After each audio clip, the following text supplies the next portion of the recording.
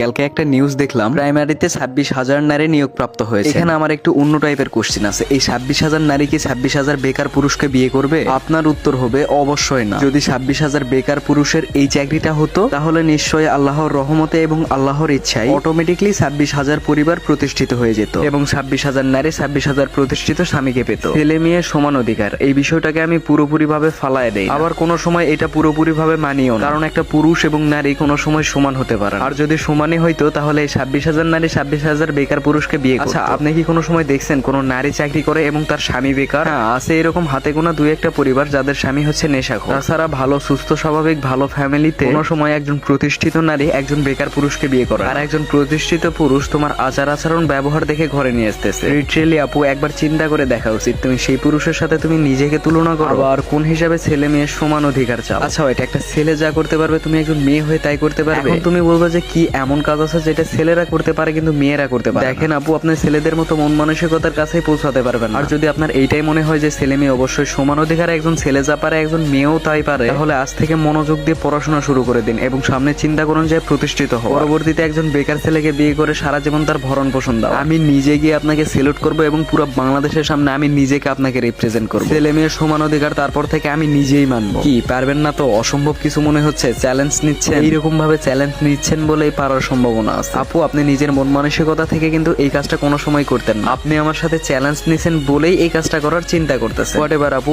আশা করি ছেলে মেয়ে সমান অধিকার বলে এই হাস্যকর বিধিটা চালু করবেন না। কারণ একটা জিনিস কি, সবাই যেদিকে দৌড়ায় বাঙালিও ওই দিকেই দৌড়ায়। আপনি একটু ডিফারেন্ট ভাবে চিন্তা করেন না যে সবাই যেদিকে দৌড়াচ্ছে ওইটা সঠিক রাস্তা, ওইটা তো ভুল রাস্তাও হতে পারে, তাই না? তাহলে ভাইয়া আপনি কেমনে সবাই যেদিকে মত দেয় আপনিও সেই দিকেই মত দেন? একটু ডিফারেন্ট ভাবে চিন্তা করে দেখুন না। শিক্ষিত মানুষ তো আপনি, আপনার আমার মাথায় যেটুকুই হোক শিক্ষার জ্ঞান আছে তো। না একজন শিক্ষিত লোক যা বলতেছে সেইটাই ঠিক হবে তার কি কোনো মানে আছে? বা আমার এই কথাই যে পুরোপুরি ঠিক এই কথা আমি বলতেছি না, আমার থেকেও অনেক জ্ঞানী মানুষ আছে যাদের মাথায় ভিন্ন রকম লজিক লুকিয়ে আছে। যাই হোক, এই নিউজটা দেখার পরে আমার কাছে মনে হয়েছে এই চাকরিগুলো শিক্ষিত ছেলেদের দিলে অন্ততপক্ষে শিক্ষিত ছেলেগুলো সঠিকভাবে কিছু পরিবার গঠন করতে পারতো। যাই হোক, আপনাদের কি মতামত কমেন্টে জানাই দিতে ভুলবেন না। হোয়াটএভার গাইস, এই ছিল আজকের ভিডিওটি কেমন লাগছে কমেন্ট করো।